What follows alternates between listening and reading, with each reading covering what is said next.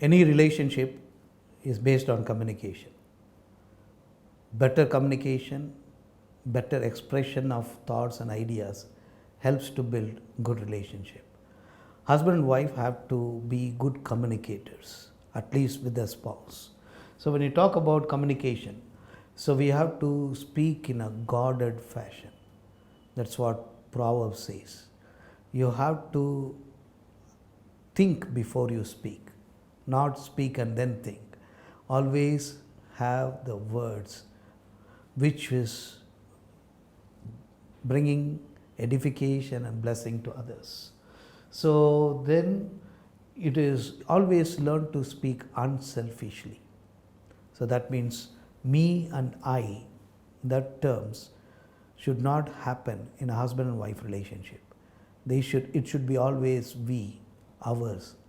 So when we try to become more selfish, our communication also becomes selfish. So the words are just expression of the inner attitude, so the inner mindset. So we have to learn to speak unselfishly, and speaking pleasant words are important. So it is not just any word. So there are words which we call it as unparliamentary, or which we call it as bad words or evil words or hurtful words. We have to choose pleasant words when we speak with one another. Then not only pleasant words, it should be edifying words. Edifying means building the other person up. So the building means giving them an ideas or opinions that can help them to grow, instead of putting them down, and instead of destroying their spirit or their confidence. It should be always edifying words. So then we should learn to speak humbly. So humility is very important. Humble people or meek people will always attract God's grace. So instead of being proud, I am better than the other, if that attitude is there, so the words also will become proud. And speaking appropriately is very important. What to speak, when to speak, how to speak is very important. So it is like the apples placed on a golden plate. That's what Proverbs says. So then we have to speak solution words, not problem words. So many husband and wife fight because they always talk about problems. So when we talk about problem, add solution to it. Always think about solution.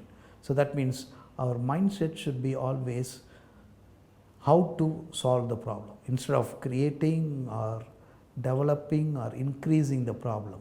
We should learn to solve the problem. Then the important thing is learn to speak the fruit of spirit words. The fruit of spirit, Galatians 5:22-23 lists 9 things. So it should be always joyful words, or loving words, or peaceful words, or patient words. So if we choose all those 9 fruit of spirit and all our words is within those 9, so then there will be great joy in the family. Then always give soft answers. There will be issues. There will be confrontation.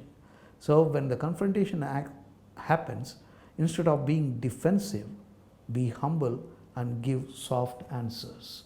And also, learning to understand others before speaking is very important. Many times we think we understand and start speaking. So that means we have not given the opportunity for the spouse to express in full. Before they could complete, we start speaking. That is not going to build a good relationship. Then we can say, speak the truth. Speak the truth in love. So truth sometimes hurts. Truth sometimes transforms a person. But the truth should be presented in a loving way. So then always use grateful words. So gratefulness is great blessing. So when we learn to be grateful, we will not be murmuring. We will not be grumbling. So getting an attitude of gratefulness, that is gratitude, is very important. Then learn how to answer. Sometimes we need a discipline, we need a process how to answer, because as children we may have grown up in different contexts. So in our context we could have been that kind of expressive, but after marriage that may not be working. So we have to learn how to answer. So then resolving conflict should be a priority in communication. If there is a conflict that is cropping up, don't allow it to grow.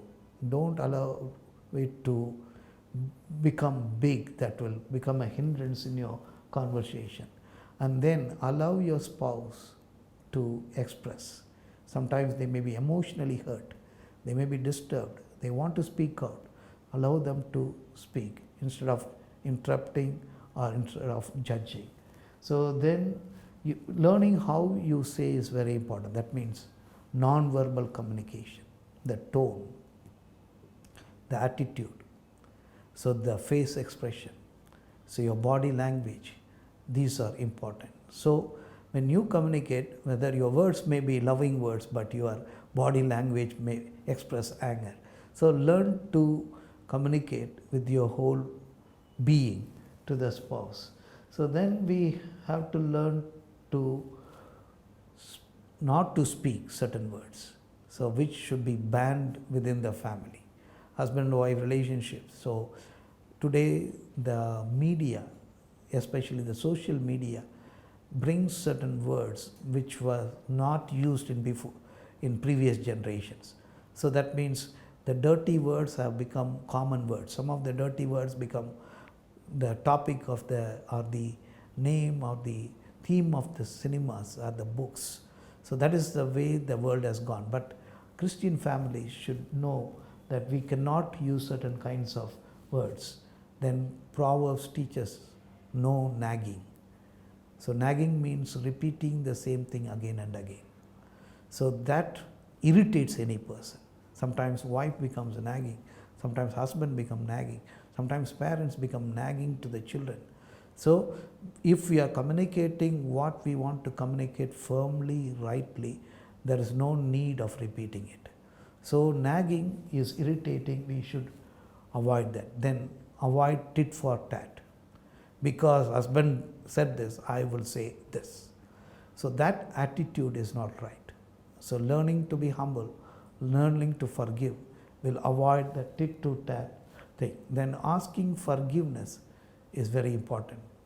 So learning to be humble.